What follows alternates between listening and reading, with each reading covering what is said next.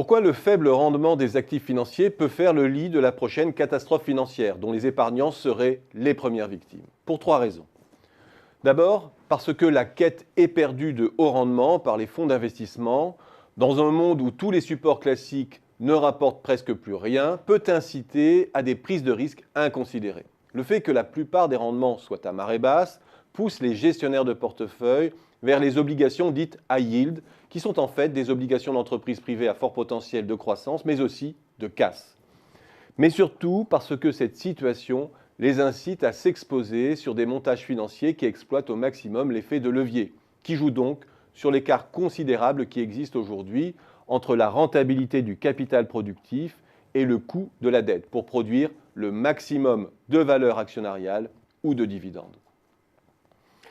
Pour dégager des rendements, les fonds ne peuvent plus se contenter de jouer les indices comme par le passé. Ils doivent prendre part à des montages adossés à de la dette. Et à travers des holdings ou réseaux de holdings, par exemple, parfois localisés dans des centres offshore et qui exposent les investisseurs et derrière eux les banques qui fournissent la liquidité, c'est tout un serpent de mer de risques imbriqués qui se développe. L'épargnant français se replie sur la liquidité, donc la sécurité, ou pousse l'audace à investir sur l'assurance vie pour un rendement de 2,25%. Mais pas certain que sa prudence soit récompensée. Il serait la première victime collatérale si la crise prenait une dimension systémique. Il faut ensuite s'interroger sur la viabilité des fonds gestionnaires de capitaux lorsque la plupart des actifs n'offrent plus de rendement.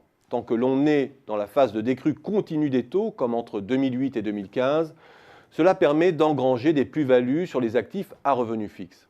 Cela vous permet aussi de jouer gagnant sur certains marchés dérivés. Ces effets de richesse dopent transitoirement la rentabilité. Mais lorsque les taux restent au plancher et y demeurent, ce n'est plus le cas. Là commencent les vrais problèmes. Surtout lorsque ces fonds sont en concurrence pour essayer d'offrir des rendements attrayants. Et surtout, lorsque, contrairement au Japon des années 90, ils n'ont plus l'exutoire de trouver des rendements sur les marchés étrangers, puisqu'aujourd'hui, tous les marchés sont enlisés dans la même histoire.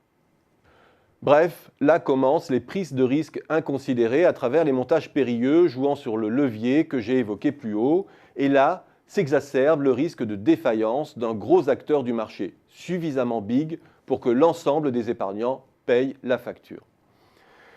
Dernière raison enfin, lorsque les taux sont au plancher, cela diminue la possibilité que les prix d'actifs s'installent sur une trajectoire durable de hausse. Les investisseurs le savent bien et jouent les coups sur des horizons courts. Tout cela génère de la volatilité et de l'instabilité. Et cette forte instabilité accroît les risques de défaillance que je viens d'évoquer au-dessus, avec toujours pour victime les épargnants. Conclusion, la baisse des taux était indispensable. Leur remontée à un niveau normal, que l'on serait d'ailleurs bien en peine de définir, est illusoire à court et moyen terme. On ne reviendra pas dans le monde d'avant. Entre ces deux réalités, il faut espérer deux issues favorables. 1. Que les banques centrales parviennent à extraire les marchés de la zone des taux zéro ou négatifs, plus préjudiciables que bénéfiques. Et 2.